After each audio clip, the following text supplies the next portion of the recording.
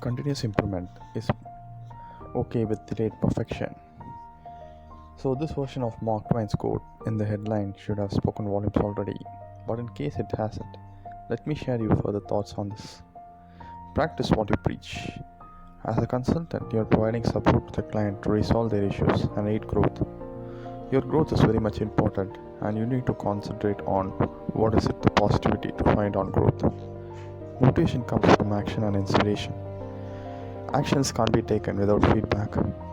Constructive feedback and criticism is the only way that you can actually promote the action with some inspiration. Engage someone feeling detached. Consistently feeding back helps with engagement. As consultants, it's ingrained in us to be curious and question the way things have been done to achieve a better outcome. But seldom do we apply this phenomenon in our own projects or our dreams. Consistent, regular, and timely feedback is a cheap and effective way of ensuring a growth mindset in the team. This isn't just for the junior team members, but applies to upward feedback too. In the book Atomic Habits, James Clear mentions how habits are the compound interest of self-improvement. That is, small changes led to exponential growth.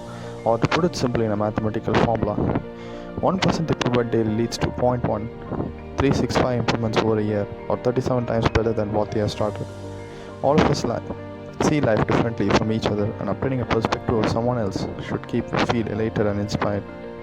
Motivation comes from action and inspiration. Let me explain what I mean here.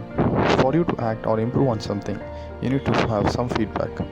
Once you have received feedback, you can then create an action plan to address it. And once this has been addressed, it naturally leads to motivation.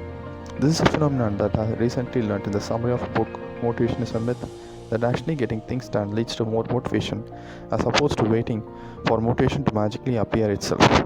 Getting feedback also leads to feeling inspired in ways you may not have originally thought of.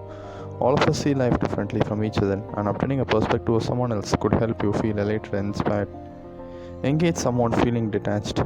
This pandemic is a great example of how some people are feeling detached from their teams, co-workers, and even families.